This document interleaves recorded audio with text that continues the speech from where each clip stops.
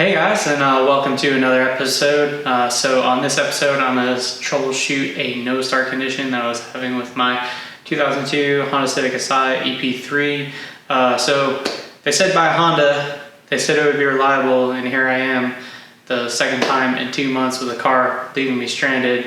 So the whole reason I bought this car is because of all of my frustrations with my European cars, that I wanted something that was just going to be reliable, backup daily driver. And it didn't take long, about a month before it broke and left me stranded.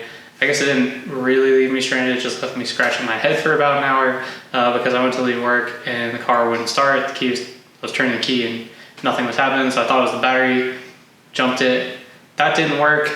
I tried the second key because I thought it might be an issue with the immobilizer. That didn't work. Eventually I was able to push start the car to get it started and get it home.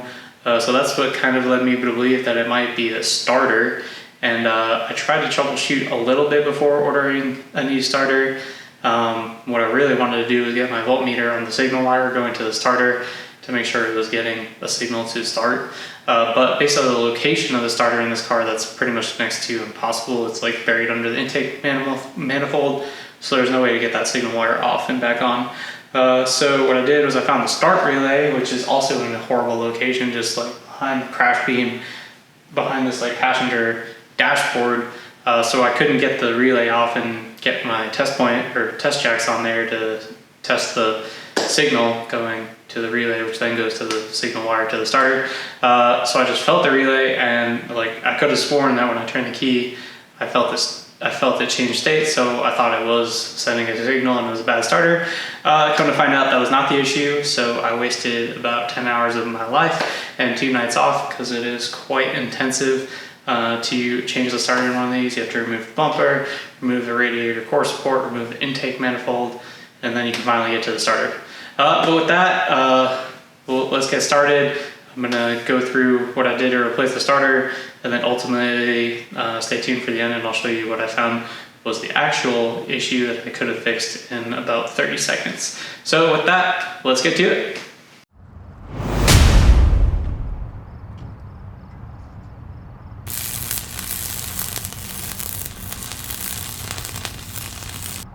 So I didn't film the initial taking apart everything because I honestly had no idea where to start. I just started kind of taking stuff apart to get to where I needed to go. I did pull the bumper off first thing. Then I was able to remove the radiator core support. And then from there I was able to remove the intake. The only way I found to get the intake off was to remove the actual stud here because there wasn't enough room to this bracket here to get it off. But obviously, fuel rail had to come off and a bunch of vacuum and PCV lines. So hopefully I remember where everything goes. I did take a bunch of pictures taking it apart. So I guess the first thing I'm going to do tonight is just remove the old starter, get the new starter up, and then I'm going to clean the intake before I mount it back up. So even though it's a pain in the ass to get to the starter, it is kind of cool that Honda thought to use this like weird extended bolt that's actually on the back side of the starter. So that's pretty cool. It makes it a lot easier to get that backside bolt off.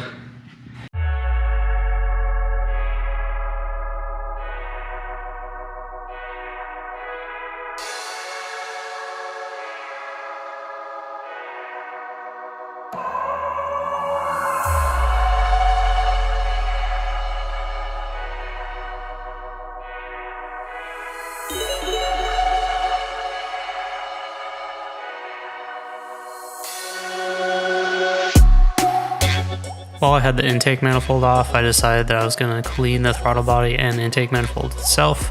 The throttle body actually has cooling baffles that run through it. Presumably this is to help with cold start emissions, although I'm not sure. But much like any old coolant gasket, it was pretty degraded, so it took quite a bit of effort to clean off the old gasket material. I definitely recommend ordering a new gasket because, as I said, it was pretty nasty.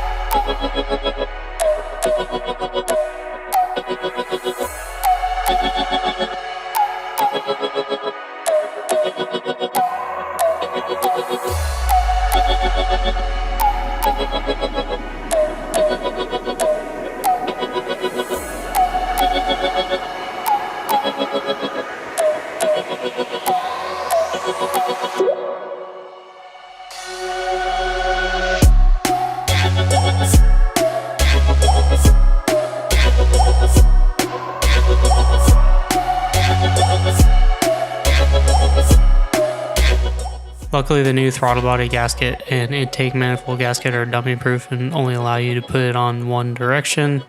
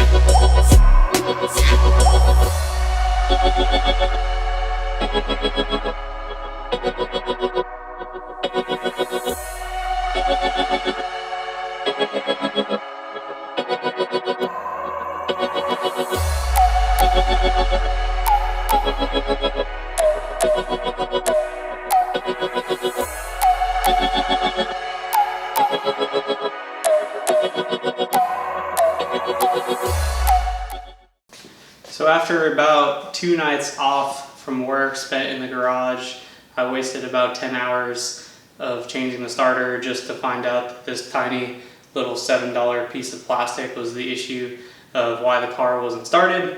So there is a clutch safety switch, which is just on the bulkhead under the, or not on the bulkhead, but is on the clutch mechanism under the, under the dashboard.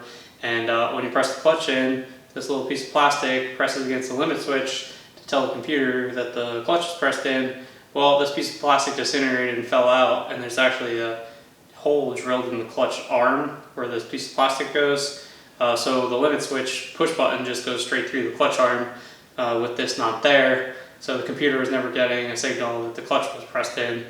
So I found this online after Googling for about 3 seconds, so I probably should have looked for this first. But live and learn, I guess. The car is working, I guess, flawlessly. I haven't actually driven it yet, so maybe I shouldn't say that, but it starts now.